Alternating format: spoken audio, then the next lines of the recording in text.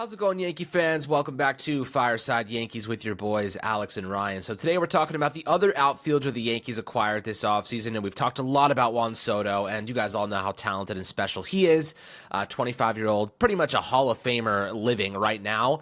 And now you have a different outfielder into the equation, and replacing Oswaldo Cabrera, who started in left field on opening day last year. Aaron Hicks, we saw, who else did we see? Billy McKinney, Jake Bowers. The rotation at left field last year and the outfield in general was something of nightmare. I don't want to wake up ever again and have to watch a lineup that consists of Franchy Cordero. Please, so help me God, I won't watch baseball any longer. When you have a $300 million payroll, you got Franchy Cordero playing right field, you are in deep trouble. But thank God we got Juan Soto, Aaron Judge, and now we have Alex Verdugo. We're going to discuss in today's episode what he brings to this team, what to expect from Alex Verdugo. Now, pretty interesting player, has had some volatile seasons up and down, traditionally speaking, a slightly above average hitter, good defensive player last year, had 9 defensive runs saved. The projections have him pretty much in line with what he did last season, maybe a little bit slightly better, but he's a high batting average guy, relatively decent on-base percentage, decent slugging rate. Would like to see him increase his barrel percentage. We'll talk about all these different kind of advanced details into what he could do for the Yankees and why he is such an upgrade compared to what we had in 2023. But Ryan, before we dive into the good stuff, how you do today, my friend? I'm doing great, and as you alluded to with Alex Verdugo and the left field situation last year, look, we can sit here and say, is Alex Verdugo much more than an average player? Well, guess what, guys? We cannot complain about average compared to what we had last year. Is that to say that Alex Verdugo, he's going to be this perfect addition and that everything will go swimmingly? No, I still have a couple concerns. It wasn't great that in his opening press conference, one of the first things he talked about was, not kind of throwing a jab at his former manager. He seemed to clear things up a little bit today about that situation, saying, he loves Cora and that their kids even played with each other when they were when he was in Boston. So, I don't know how strained that relationship really was and how much of it was just a baseball thing. But he's going to have some stuff to prove. He put up a 98 WRC plus last year. He's entering a contract year. There is an added motivation for him to go out and perform this season. He can't just keep putting up, mediocre offensive slash lines and then expect to get a big contract. He might not even get, look at how free agency he's been this year to guys who have been so-so, right? Like, this is an unforgiving market. Teams are more selective than ever about who they're paying, who they're handing out contracts to, who they're committing money to, and for good reason. I mean, how many of these contracts end up working out? We sit here and talk about like Blake Snell and Jonah Montgomery and all these other guys, and we're like, hey, we would love these guys on our team, but we completely understand why the Yankees aren't giving them a 6 or 7 year deal, because we see how these things turn out. We know how volatile players can be. We know that if you're not a superstar, you're not a sure thing. So,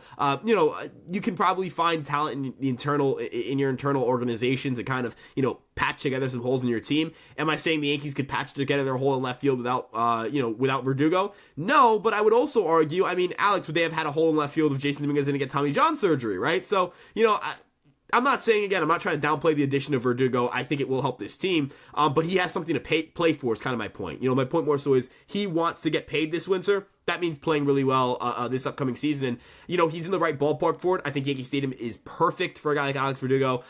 You mentioned the average, the OBP. Those are two things that he's going to be able to bring to this team. He has really good contact skills. I want him to be a little less selective. I think he's way too passive at the plate. I think he needs to be a little more aggressive, get that zone swing rate up a little bit. This is, I know that passive is kind of seen as just good when it comes to major league hitting. I fundamentally disagree.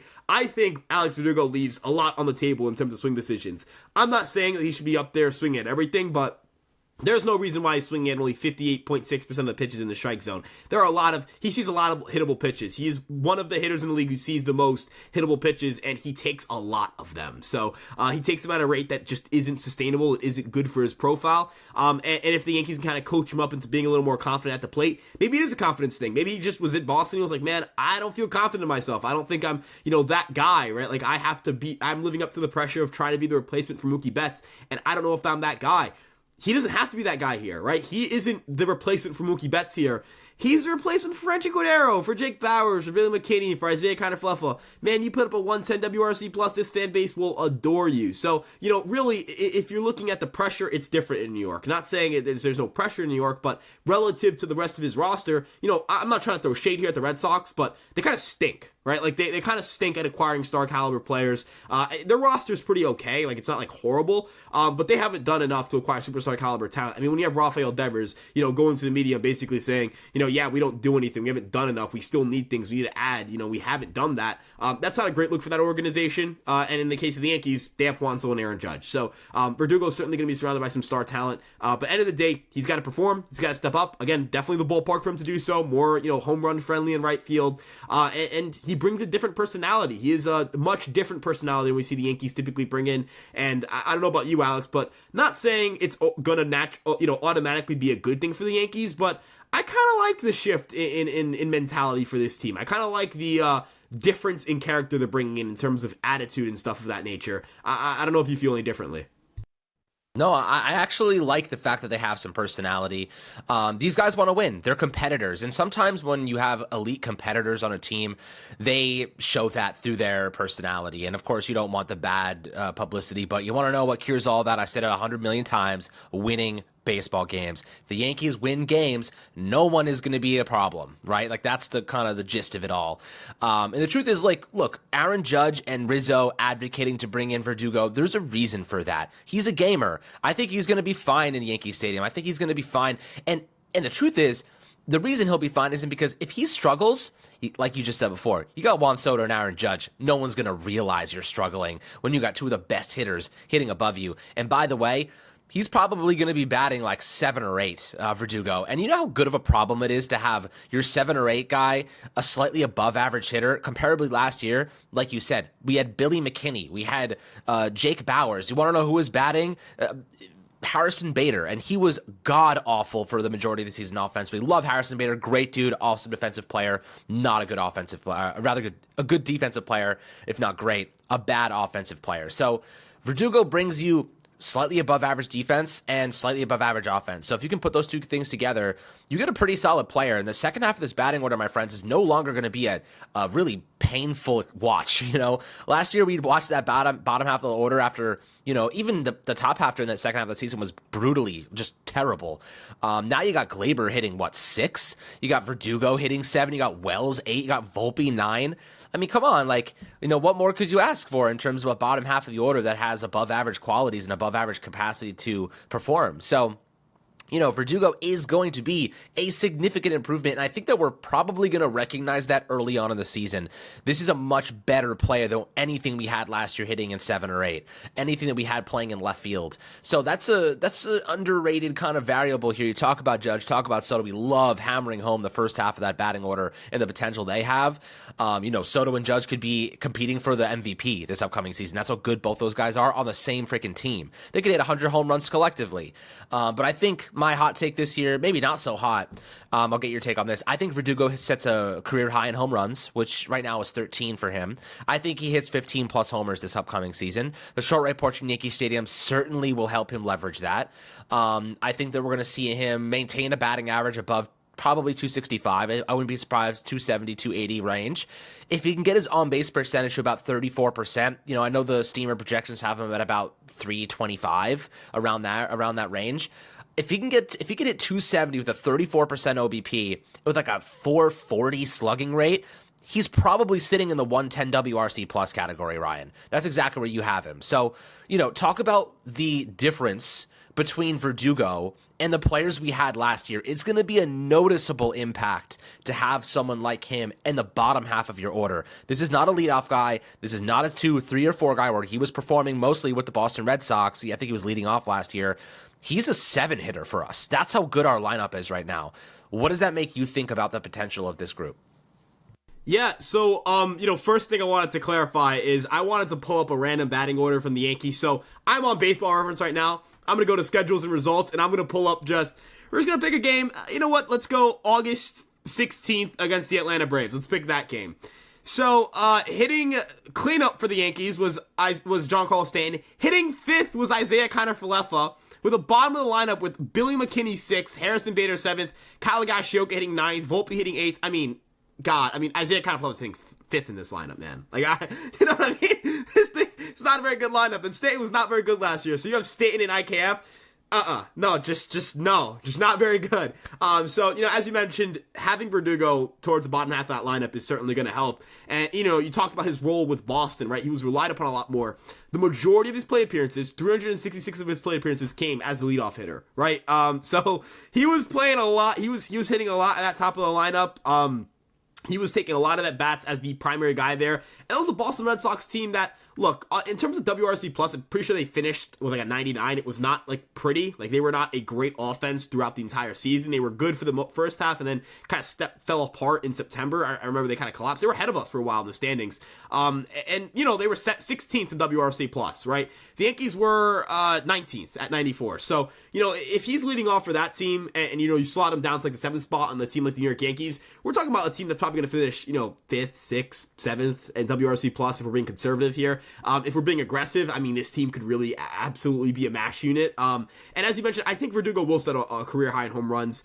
13, I'm shocked it's even that low. Like, I'm kind of stunned that that's the number. I would anticipate, yeah, it is. I'm stunned hearing that.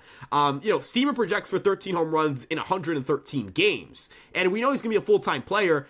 I think if you get, 130 games of Alex Verdugo, I'd be stunned if he didn't break that 13 threshold. He's playing in a ballpark, again, that's better suited for his, swing. And his role at the plate, he's not going to be relied upon to set the table. He doesn't have to be more patient to try to work more walks and see the ball more. Dude, just go up there and rip. You know what I mean? Go up there, force action. He's got great contact skills. Utilize that.